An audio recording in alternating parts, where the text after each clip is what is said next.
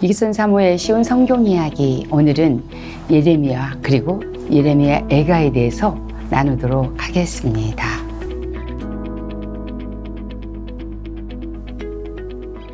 예레미야라는 뜻은요, 하나님께서 던지신다라는 뜻을 갖고 있습니다. 예레미야는 hil기야 제사장의 아들입니다.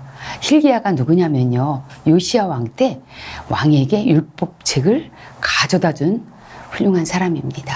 이 예레미야는요, 내용을 좀 구분해 보면요, 1장은 그 어린 예레미야에게 하나님께서 소명을 주시는 그러한 이야기로 기록되어져 있고요. 2장부터 45장까지는요, 남왕국 유다를 향한 예언입니다. 그리고 46장부터 51장까지는 열 왕국을 향한 예언으로 기록하고 있고요. 마지막 52장은요, 예루살렘의 함락에 대해서 기록하고 있습니다. 예레미야는 유다가 바벨론에게 멸망하기 직전에 마지막 어두운 시대를 기록하고 있습니다. 예레미야가 전한 하나님의 말씀을 서기관 바룩이 기록하였고요. 예레미야는 약 40여 년 동안 하나님의 말씀을 선포하고 전한 선지자입니다. 예레미야는 므낫세 왕이 통치할 때, 므낫세 왕은요, 히스기야의 아들입니다. 통치할 때 태어났습니다. 그런데 이 므낫세가 어떤 사람이냐면요, 아버지 히스기야와는 좀 다른, 굉장히 우상숭배가 심하게 행해졌던, 그것을 허락했던 인신제사를 몰록이라는 그 우상에게 드리도록 했던, 아들들을 드리게 했던 그러한 왕입니다. 그러니 왕이 이런 생각을 갖고 있고 이런 짓들을 했으니 백성들이 문화 가운데 우상을 섬기는 것들은 너무나 당연하게 받아들이는 그 시대였습니다. 그러나 므낫세 왕의 아들 요시야 왕 때 와서는요, 종교개혁을 단행하고 가증한 우상 숭배를 제하고요, 이스라엘의 모든 사람으로 하여금 하나님을 섬기기도 했던 그런 시대가 또한 있었습니다.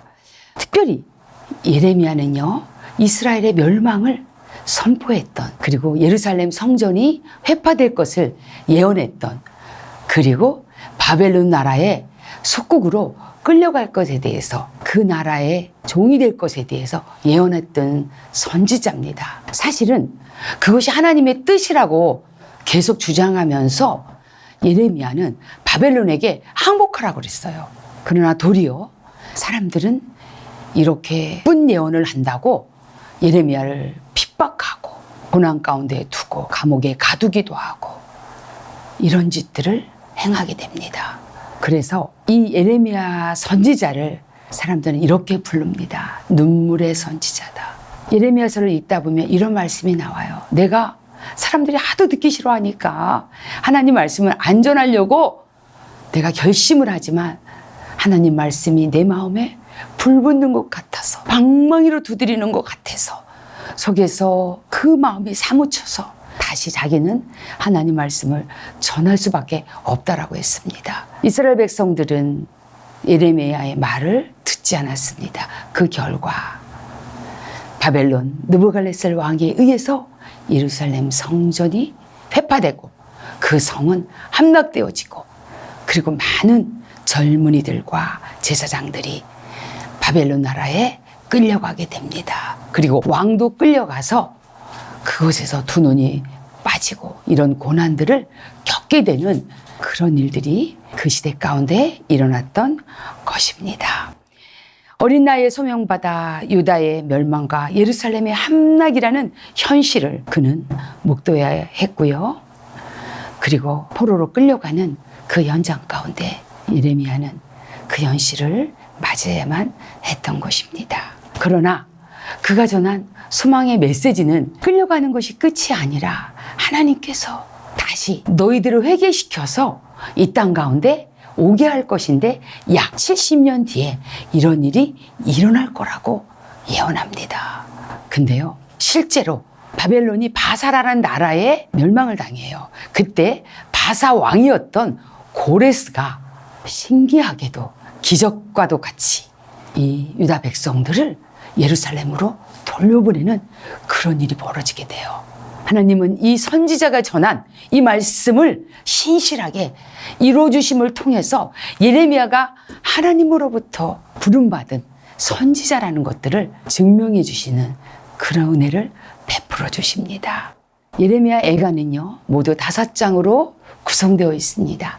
예레미야 애가는요, 400여 년 동안 건재했던 이스라엘의 성전이 바벨론이란 이방 나라에 의해서 불태워지고 회파되어지는 그 모습을 바라보았던 예레미야의 그 심정, 피를 토하고 싶은 애끓는 그 심정, 본인이 전했던 하나님 말씀을 거부했던 이스라엘 백성을 보아도 너무나 안타까웠고, 성전이 무너지는 모습을 보면서도 너무나도 안타까워했던 예레미야가 그 슬픔과, 그리고 하나님께서 결코 이스라엘을 멸망시키지 않으신다라는 그 희망의 메시지를 함께 전한 것이 예레미야 애가인 것입니다. 그래서 예레미야 애가 3장 22절로 23절은 이렇게 말씀하십니다. 여호와의 인자와 긍휼이 무궁하심으로 우리가 진멸되지 아니하나이다.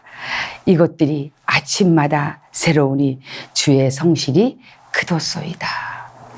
여전히 심판 가운데서도 하나님의 소망과 위로를 주시는 그 하나님을 예레미야는 선포하고 있었던 것입니다.